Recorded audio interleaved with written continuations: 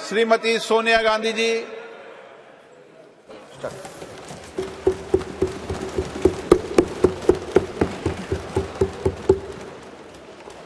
अध्यक्ष महोदय, आपने मुझे बोलने का इजाज़त दिया, मैं आपकी आभारी हूँ। भारतीय राष्ट्रीय कांग्रेस की तरफ मैं नारी शक्ति बंधन अधिनियम 2023 के समर्थन में खड़ी हुई हूँ।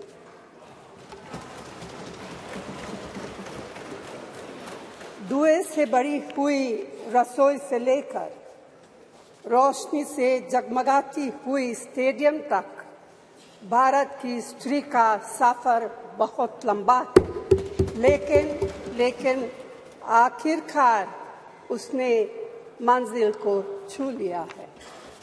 उसने जन्म दिया, उसने परिवार चलाया, उसने पुरुषों के बीच तेज दौड़ लगाई और असीम धीरज के साथ अक्सर खुद को हारते हुए लेकिन आखिरी बाजी में जीतते हुए देखा। भारत की स्त्री के हृदय में महासागर जैसा धीरज है। उसने खुद के साथ हुई बेईमानी की शिकायत नहीं की और सिर्फ अपने फायदे के बारे में कभी नहीं सोचा। उसने नदियों की तरह सबकी भलाई के लिए काम किया है और मुश्किल वक्त में हिमालय की तरह अडिग रही। स्त्री के धैर्य का अंदाज लगाना नामुमकिन है। वह आराम को नहीं पहचानती और तक जाना भी नहीं जानती। हमारे महान देश की माँ है स्त्री, लेकिन स्त्री ने हमें सिर्फ जन्म ही नहीं दिया है, अपने आंसुओं खून पसीने सींचकर हमें अपने बारे में सोचने लायक, बुद्धिमान और शक्तिशाली भी बनाया है। अध्यक्ष महोदय, स्त्री का मेहनत, स्त्री का गरिमा और स्त्री के त्याग की पहचान करके ही हम लोग मनुष्यता की परीक्षा में पास हो सकते हैं। आज़ादी की लड़ाई और नए भारत के निर्माण के हर मोर्चे पर स्त्री पुरुष के साथ कंधे से कंधा मिलाकर लड़ी है। वह उम्मीदों, आकांक्षाओं, तकलीफों और घर गृहस्थी के बोझ के नीचे नहीं दबी।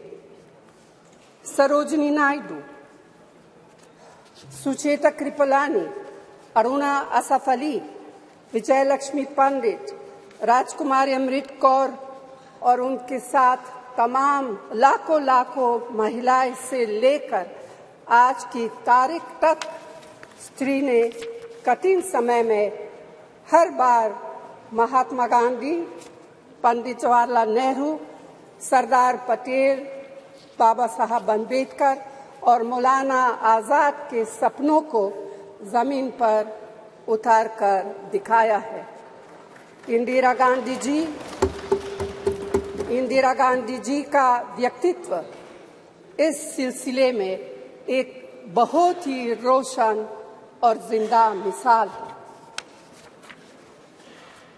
अध्यक्ष महोदय, खुद मेरी जिंदगी का यह बहुत मार्मिक क्षण है। पहली दफा स्थानीय निकायों में स्त्री की भागीदारी तय करने वाला संविधान संशोधन मेरे जीवन साथी राजीव गांधी जी ही लाए थे। उन्होंने लाए थे जो राज्यसभा में 7 वोटों से गिर गया था। बाद में प्रधानमंत्री पीवी नरसिम्हा राव जी के नेतृत्व में कांग्रेस सरकार ने ही उसे पारित कराया।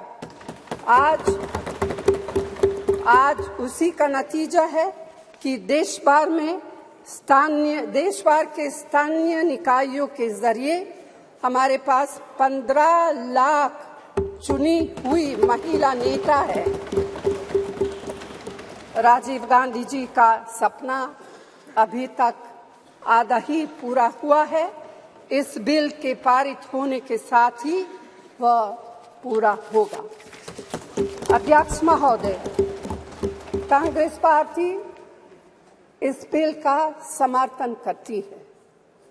हमें इस बिल के पास होने से खुशी है, मगर इसके साथ साथ एक चिंता भी है। मैं एक सवाल पूछना चाहती हूँ। पिछले 13 वर्षों से भारतीय स्त्रियां अपनी राजनीतिक जिम्मेदारी का इंतजार कर रही हैं और अब उन्हें कुछ वर्ष और इंतजार करने के लिए कहा जा रहा है। कितने वर्ष? 2 वर्ष, 4 वर्ष, 6 वर्ष, 8 वर्ष? क्या भारत की स्त्रियों के साथ बर्ताव उचित है? भारतीय राष्ट्रीय कांग्रेस की मांग है कि यह बिल फौरन अमल में लाए जाए, लेकिन इसके साथ ही कास्ट सेंसस कराकर शेड्यूल ट्राइब, ओबीसीज की महिलाओं के आरक्षण की व्यवस्था की भी जाए। सरकार को इसे साकार करने के लिए भी जो कदम उठाने की जरूरत है वह उठाने ही चाहिए। अध्यक्ष महोदय, स्त्रियों के योगदान की स्वीकार करने और उसके प्रति आभार व्यक्त करना का यह सबसे उचित समय। इस बिल को लागू करने में और देरी करना भारत की स्त्रियों के साथ घोर नाइंसाफी है।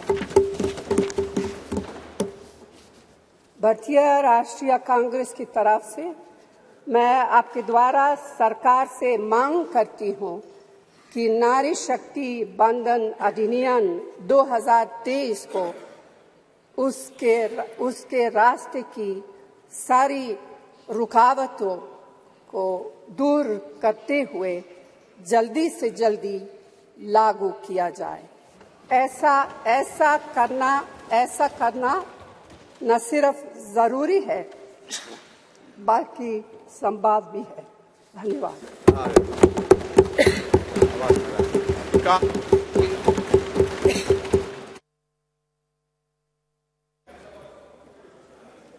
देश और दुनिया की हर बड़ी खबर के लिए सब्सक्राइब करें नवतेज टीवी और पल पल के अपडेट्स के लिए बेल आइकन को दबाना ना भूलें, क्योंकि आपकी खबरों का भरोसेमंद साथी है नवतेज टीवी।